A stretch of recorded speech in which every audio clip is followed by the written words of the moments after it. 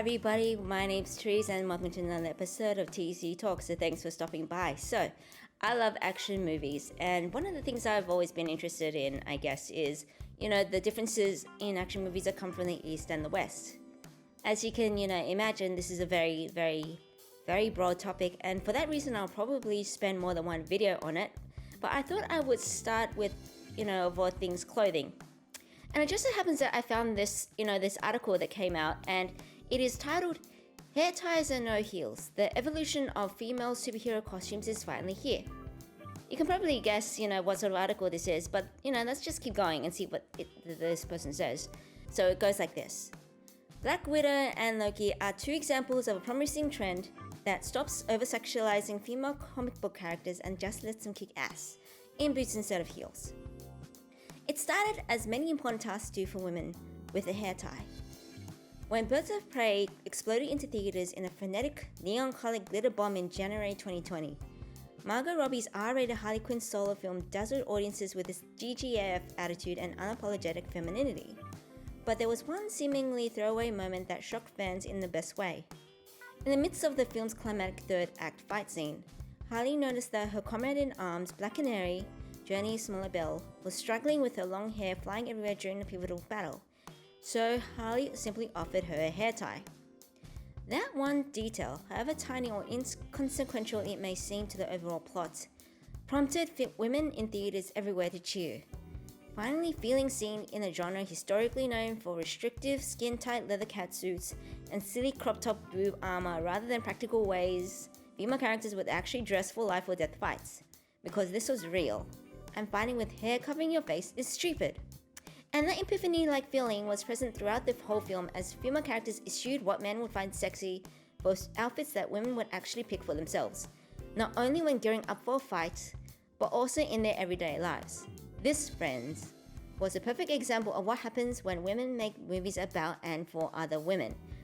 So yeah, let me know what your thoughts are on this. Personally, for one, we can always do for more women making movies. And I'm always for more women in movies. So yeah, more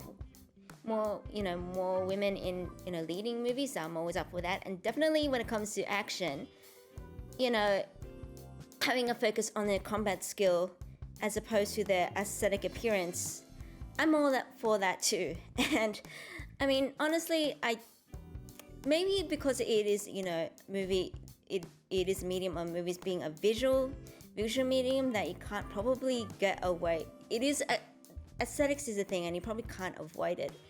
But personally, I do find that definitely when it comes to female characters, there is a preoccupation, if nothing else, on how they look, as opposed to if they can actually fight well. At least, definitely a lot more than what men can do. I mean, that beauty standard is, for me, I can see it, and if this is a start for a trend for actually expanding what women can do in movies, I'm all for it. So yeah, let me know what your thoughts are. But I guess one of the other reasons why I wanted to talk about this is when I think about all the action movies I have seen coming from Asian action cinema. And I think about the female characters and the female leads. I look at their clothing and I kind of think of look at this article and I go, where have you guys been? Because if you actually notice, at least I can notice, that you do get a greater chance of female characters in Asian action cinema to actually be wearing something very similar to this. And by that I mean casual clothing, which serves to actually just function and not do anything to make the woman look pretty or anything like that. And I guess it, for me, it just expanded.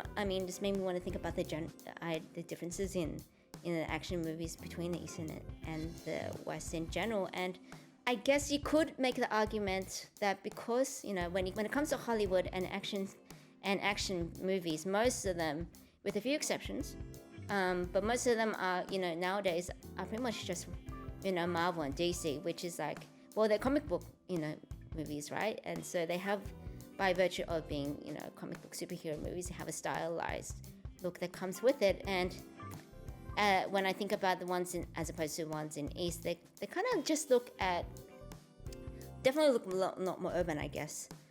And the more I got to thinking, I guess for me it just brings to mind the idea that definitely when it comes to Asian action cinema, we have a different concept of what a superhero is.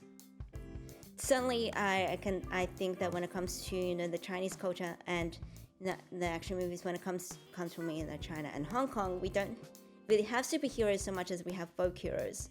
Wong Fei Hong comes to mind, Hong Hei Gun too. The Ten Tigers of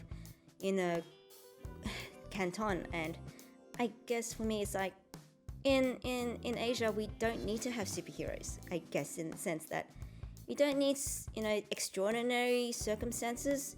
We don't need people that have extraordinary superpowers. All you kind of need is just that spirit and martial arts. But yeah, let me know what you think. This is definitely going to be one of many videos. So let me know what your thoughts are. What your thoughts are on clothing in with female characters. If you agree with with this article. If you've seen the most recent female-led action movies, I guess Marvel, Miss Marvel and what was the other one? Birds of Prey. Yeah, let me know what you think if you agree with this trend, and yeah, if you can think of any examples of action movies in the West that that allow the women to dress casually. I guess the only one I can think of at the moment is the one Haywire with Gina Carano. There are some, I guess, but they're very much in the minority, I find. But yeah, if you can think of any, let me know and let me comment, and I'll probably talk about it in another video. But yeah, that's pretty much it. Please like and share and subscribe to my channel if you want more content, and I'll see you next time.